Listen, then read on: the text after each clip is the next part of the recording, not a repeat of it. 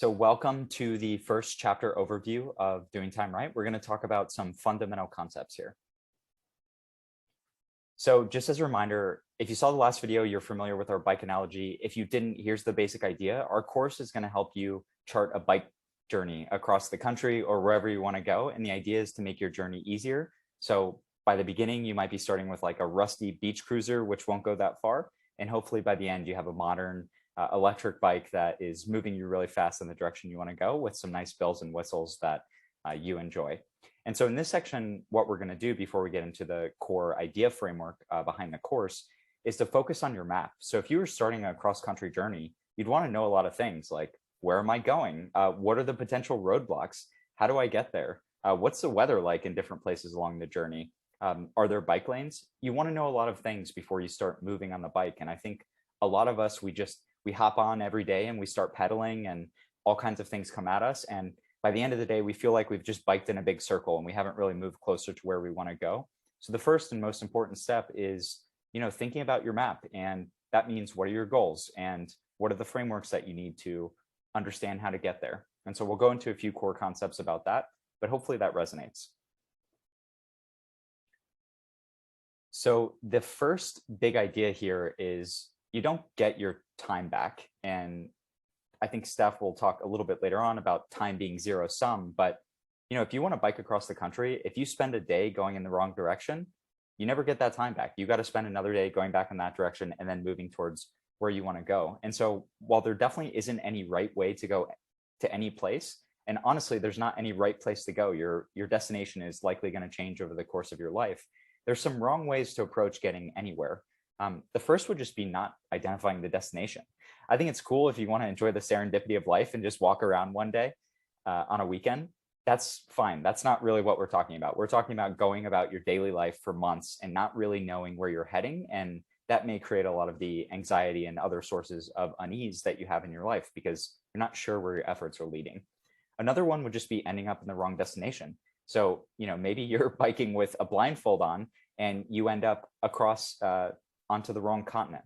You don't want to do that, likely. Maybe you find a good surprise there, but that's probably not how you want to go. The other one is you never make it because you keep detouring. So whether it's all the notifications you get in your life or shiny object syndrome or starting a new project after new project without investing time in certain directions or hopping from job to job, those constant detours are fine when you're learning and it's okay to have many of them, but you don't want to have too many of them because then you really never get where you want to go. And the fourth thing we talked about in the last video, you want to enjoy the journey of life. It sounds really cliche because it is, and that's because it's really important, but we want to make sure that you enjoy getting up and biking every day. And if you enjoy it enough, you don't need to rely on motivation or willpower. You're just going to get up in the morning. You're going to be excited to pop on the bike, start pedaling wherever it is that you want to go, and you're going to feel prepared to do that. And so hopefully we can get you closer to that set of your life. So on this note of preparing for your journey, there are certain things that you want to know, as Calvin mentioned. And some of these concepts I think are really essential in setting the tone for understanding what your goals are, why they might be your goals, and also realizing that in this case, for example, that you can't do everything. So this concept is the fallacy of infinite time. We know that we have a lot of time in life, but we simultaneously have very little, right? It passes by us very quickly. And there are a lot of positive sum things in life. I feel like most of the world actually is positive sum, but time is zero sum, meaning if you spend it in one place, unfortunately, you can't get that time back and you can't spend it in another. And this is such a core concept because, again, it feels like we have a lot of time. So people spend time without really realizing this concept of it disappears really quickly and you can never get it back, right? We all know this, but that's not how people spend their time. So you can see here a very, very simple image where you imagine your life is a bunch of these kind of black circles. They haven't been spent yet when you're born. Well, throughout your life, you spend them, right? And again, once they're spent, they're gone. And you can spend them in a variety of ways. There's no correct way to spend them, but we're going to go through in a following slide 3 different types of actions: productive, unproductive, and destructive actions. And all you need to know at this point is this idea where if you spend your time on one thing, it's not being spent on another. and there is a zero-sum nature to it. So instead of coming at things from the mindset where we see a lot of people say like, oh, but this thing is like kind of valuable, or I, kind of enjoy this thing, or this thing is not so bad. Instead of saying, how can I do all of these things? The mindset shift needs to be, what problem do I want to focus on? What's the like singular or few things that I really want to focus on, because my time is zero sum. So I need to concentrate it on the things that really get me to where I want to go. So this in some ways is a course about productivity. I think it's more than that. But at the end of the day, I think people get productivity wrong. And so we want to introduce a new definition. Generally speaking, just for some historical context, productivity is a measure of economic value. So in the time when we were all farmers, and still today some of us are, it's about how much food the farm produces. And in the factory world, it was how many widgets can that factory pump out, because those widgets have margin, and that means more profits for the business. And then, today, maybe it's how much profit does this SaaS company generate? When we think about productivity and how we spend our time, often we're benchmarking it against these kind of economic measures. But we think that's a very limited way to view productivity, because, how much economic output you produce is only one way to measure your value. And the other challenge is, in the modern world, knowledge work is very difficult to measure. Like, you may work on a project that goes nowhere and doesn't reach anyone. You may spend the same time on another project that reaches billions of people. And so it's sometimes really hard to measure the value of knowledge work, in addition to, how do I quantify the value of an email or a Slack message? It depends. And there are ways that you can get at it, but it's much harder to measure productivity these days. In any event, I think there's a more flexible way to view productivity that I really like, and that can encompass all areas of your life instead of just your career. I think a lot of us have productivity anxiety about how we don't get enough done in specific domains. And so the idea is this: productivity is achieving the results you want with less time and effort.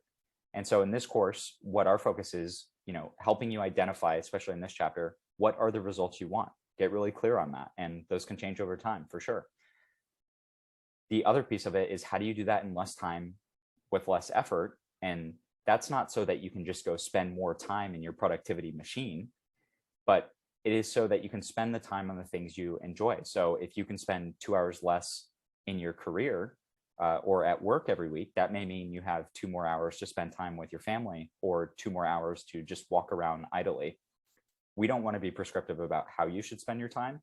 It's more about helping you get what you want with less time and effort. And I think all of the core chapters and concepts will help you get there. But keep in mind this idea of productivity throughout, and don't constrain yourself to thinking it's about how much profit does my business generate. That's one measure, but you need to encompass more than that. Yeah, and touching on this, you can see the difference between two terms on the slide: efficiency and effectiveness. And I think one core concept here is that most of the time people view productivity as efficiency, which is getting things done quickly. And that kind of does relate to some of the things or examples that Calvin mentioned, where, if you're on a farm or at a factory or part of a company generating profits, you do want to get things done more quickly, because then you can get more throughput. But something to keep in mind here is just this idea that in those scenarios, you have a very clear goal, right? But in life, we don't have clear goals. We want to set clear goals, and we will walk you through that. But in life, it's not always clear cut what is productive for you, right? So you need to establish that. And that leads us to the second definition, which is effectiveness. So making sure that we're focusing on the right things, right? We're not just progressing in any direction, but we're progressing where it matters to us uniquely. Cool. So I'm just going to give an overview of what's in this chapter, and Steph will go through each of these, but there's a few productivity traps that we all face on a day-to-day basis. And I think none of us are immune to any of these. I touched on one of them, which is knowledge work isn't factory work. So it's really easy to measure the output of a factory worker, because the system is so mechanized. In today's world, the internet world, it's not. There's a lot of leverage in the system. There's a lot of ambiguity. And it's actually quite hard to put the same type of value on the work that you do. You can get better at it, but that's just one core thing to keep in mind, because I think often we're trapped into factory work type of mindset. Another one is just the busyness trap. In the absence of the clarity in the modern knowledge worker world, we default to things that make us feel busy, but that may not actually be helping us achieve the results we want. Mistaking everything for a priority, you can only do a few things. Keep that in mind and try to keep that in mind every day, because life seems to try to convince us otherwise. Steph was just talking about this, but direction is more important than speed. So being effective is better than being efficient, because if you're being effective, you're actually moving in the right direction. You can be really efficient and just moving in a big circle, and you may be moving super fast, but that's not really going to get you where you want to go. Progress is motivating. So this is a concept I love, and there's a tutorial on this, which is, how can you implement small wins into your life? Progress is probably the most reliable form of motivation. So whether you're building $1 billion business or a small project, it all starts with developing a series of small wins in your life so that you can keep going. And then the last idea here is just that order of operations matters. As Steph talked about earlier and in a previous video, you don't want to just go to iterating on your current system. You actually want to think about, what do I want to achieve? And then start moving through the other ideas within our idea framework of, how do I get there sequentially in the right way, instead of just improving something that's not working. Awesome. So as Cal said, I'm going to go through these things pretty quickly. But the first one that I want to touch on is this busyness trap. So busyness does not equal productivity. Busyness is just the act of spending your time, right, without actually measuring how effective it is at us reaching our goals. So one way that you could say this, and we're going to touch on this in a future slide, but busyness is more of a scalar quantity versus productivity is a vector. Busyness is just spending time, right? And as Cal mentioned, there are so many things that make us feel like we're spending time effectively because we're doing things, right? We're not just like lying on the couch, not accomplishing anything. But we'll talk about this soon. Doing things that don't really get you towards your goals, but feel like they're accomplishing things, can almost be worse than things that, are just like you relaxing, for example. So busyness is something to be really aware of. It's a trap, right? If you feel like you're just constantly moving in the right direction, but you're not. So one of the things that we encourage you to do is ask a series of questions, which include, am I pedaling in the right direction, right? We're not going to set the direction for you. That's up to you. But once you set the direction, am I moving in that direction? Imagine the bike again. There's many different directions that you could bike, infinite actually, but you want to make sure you're at least vaguely heading toward your goal.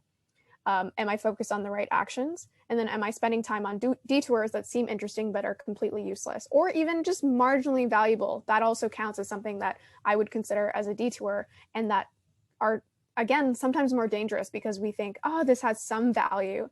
But ultimately, if your goal is to get across the country and you're constantly stopping for like something like, an apple pie place, or like some cool little, petting zoo, like that's cool and that's great. And every so often, absolutely go stop and smell the roses, go, detour for something that's exciting. But if you're doing that at every leg of your journey, you're never going to get to your destination. So we touched on this already, but direction is more important than speed. As I mentioned, productivity is a vector. Busyness, or just the act of spending time, is a scalar. And we all know this, but if you go and you bike around all day and you aren't actually going towards any specific destination, you're just going to bike in circles, right? And biking around in circles, even if quickly, is less effective than moving quite slowly in one single, very specific direction. And so something to consider here is that because something is a vector, it can be subtractive as well, right? So if you're doing things, even if it is spending time, if you're doing things that are counter to your goals, that will, actually show up in how close you get to your goals.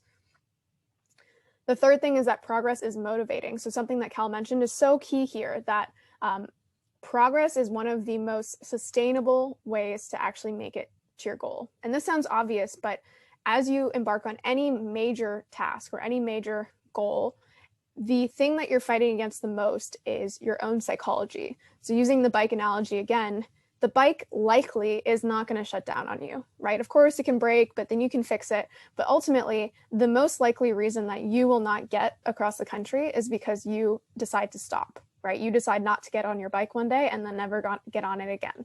So the most important thing that you need to consider as you're venturing on this very ambitious journey is, how do I make sure that I will get up and get on this bike every single day?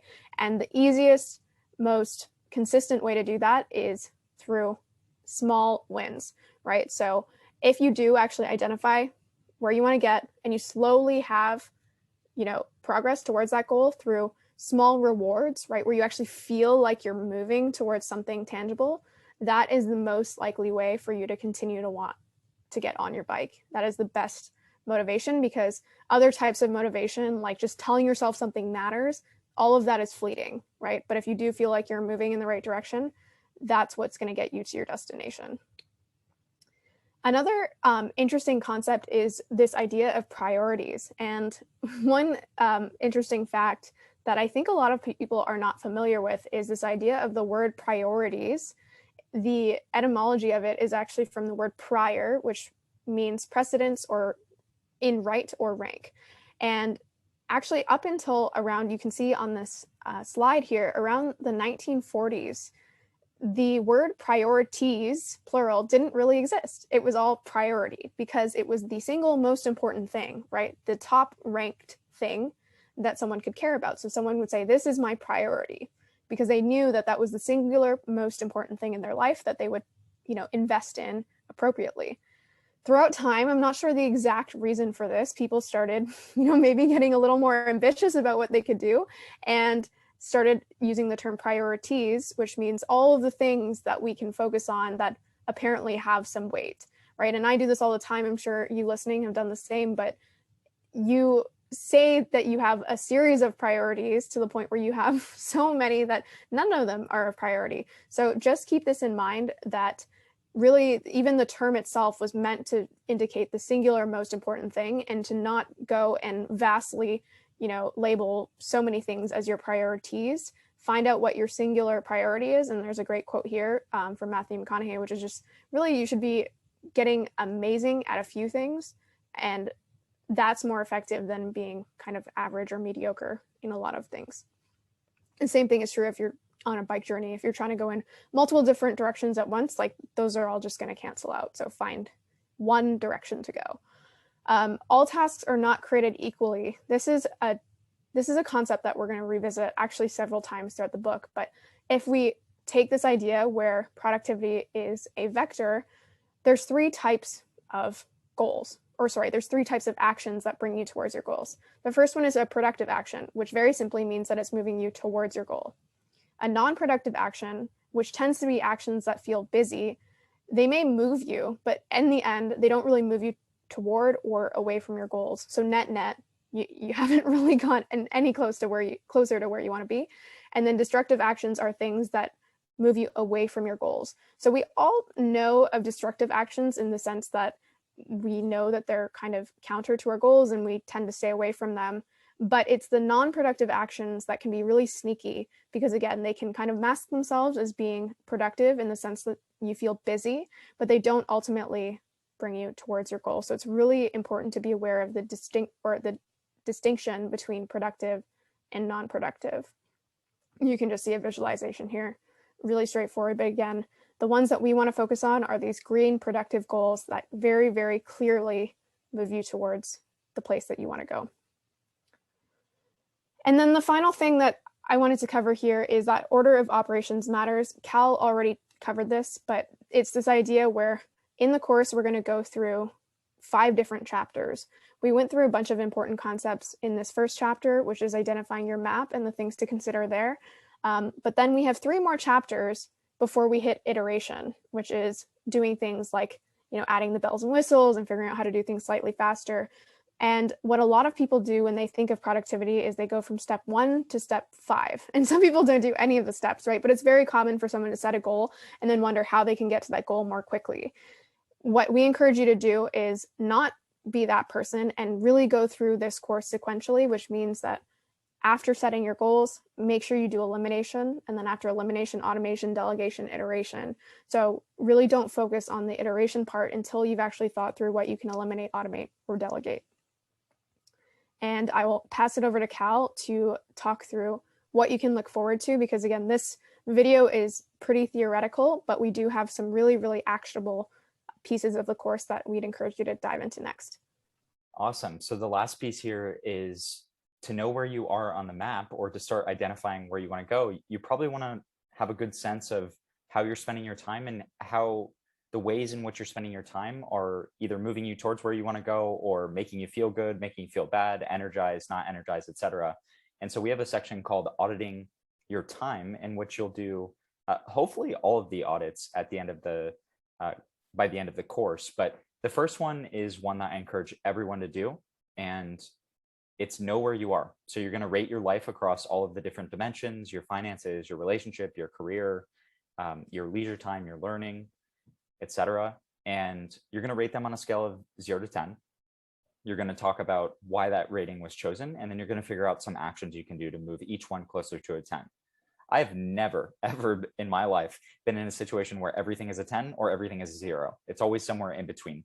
And I think rarely are things 10s or rarely are things 0s, just generally speaking. But it's good to identify, what's going well, what's not going well. Maybe you're spending all your time in your career, but your relationship is failing, and that's one of your most important priorities. And so you need to go focus on that. And the second audit is about engagement and energy. So to the point on motivation being something that can endure over time, or progress, creating motivation. Engagement and energy is another form of this. Like, if you're going about your days spending time on activities where you're engaged and you're energized, I can guarantee you that you're going to have a much more positive disposition than if you had a life in which you were doing the alternative. And so we're going to go through an exercise. This one is reflective. You're just going to use your memory, where you look at what are the things that are engaging me, not engaging me. What are the things that are bringing me energy and taking energy away? And you want to reduce the things that are taking away from your engagement and energy. And sometimes that means making some changes in your life if you want to feel these things. The third audit is one of my favorites. Whenever I'm extremely unhappy in my career, I go ahead and do this, and it's applicable to every area of life. But you'll go through your days, and hopefully you do this over the course of a few weeks, but you'll note positive and negative experiences in a particular domain. So drawing on that career analogy, if you were unhappy at work, instead of focusing on I'm unhappy at work and endlessly complaining about it, enough people do this, you don't want to be one of them, you would actually go down and figure out what are the specific things that are taking away from my experience at work, and which are the ones that are elevating it.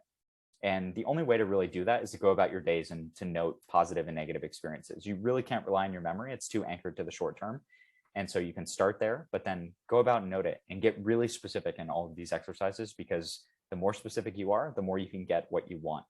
So I'd encourage you to, at a very minimum, do audit number 1, do 2 and 3 as well, if you can. And you would have to do some of those over time. The last thing here, which I'm a massive proponent of and have implemented in my own life for many, many years, but would be a weekly review. So check in with yourself. We'll talk about different structures you can pursue, but this may seem weird or formal. You may even do this on Sunday or something already, but every week, check in, say, did I move towards my goals? If so, why not? What did I learn this week? What were the challenges? What am I going to focus on for the next week? This is like a weekly level set. And I found that if you level set on a weekly basis, you'll never get too far off the path. You may have taken a detour, or you may have gone in the wrong direction on your bike, but it's pretty hard to consistently move in the wrong direction if you check in with yourself and you're honest every week. So be honest with yourself. The last thing here is a daily check-in. If you want to build a new habit, if you want to work on something where you want to see daily progress, we're going to teach you how you can check in an automated way on a daily basis. An example of this, you want to drink more water. We're going to show you how to use Zapier to send yourself a text message 5 times a day that says, hey, did you drink water? And then maybe measures it at the end of the day, and you can create some nice charts over time to figure out, am I hitting this goal? And that way you don't have to rely on motivation or willpower or anything. You're actually getting it put right in front of you. Another way to do this is with your priorities. What is the single most important thing you can accomplish today? Let's send you an automated email first thing in the morning before you do anything else. Go ahead and write that down, track it over time, and then assess at the end of the day. So that's just a quick preview of the audits. I think this is one of the core, most important things of the course, especially if you're feeling a little fuzzy and unclear. Go through these exercises. They will take an hour or 2 at most. You could do the first one in 10 minutes, and you'll get a lot clearer and start kind of understanding your map and your landscape a lot better than you might have before. Yeah, so just to bring us back to the analogy, it doesn't take that much time to do these time audits, just like it doesn't take that much time to download a map. But ultimately, having that with you is going to help you I guess, avoid some of the consequences we mentioned earlier about ending up at the wrong destination or quitting along the journey. Or there were several others that we mentioned about perhaps the things that could go awry on your journey if you're not just kind of taking a little bit of time earlier on to ensure that the journey is more likely to be successful. So, Cal, anything else you want to add there? I'll just say that these exercises are often used in things like therapy or life coaching. And I think for some people, they can initially come off as like fluffy. Like, I don't need to do this. I know what, I know what my life is about. I just encourage you to maybe challenge that perception if you haven't gone through some of these things and just give it a shot. If it doesn't work for you, there may be another exercise that does, but I think at least one of these will. If you're really logical, the weekly review should work really well. And, if you're more into the spiritual realm, maybe one of these other ones will too. But I will say that I've learned so much about myself through different periods that I wouldn't have otherwise by just paying attention more. And I think that's the last thing that I want to talk about, which is these exercises bring awareness to things in your life. And through that awareness, you can make change through actually prioritizing things that will make a difference. And so if you're unhappy at work, you often don't know why that is. And you end up pursuing things like, I want more money, I want a better job title, when maybe all you needed was a little bit more appreciation from your boss, or a little bit more executive decision-making power, or more freedom to do the things you want.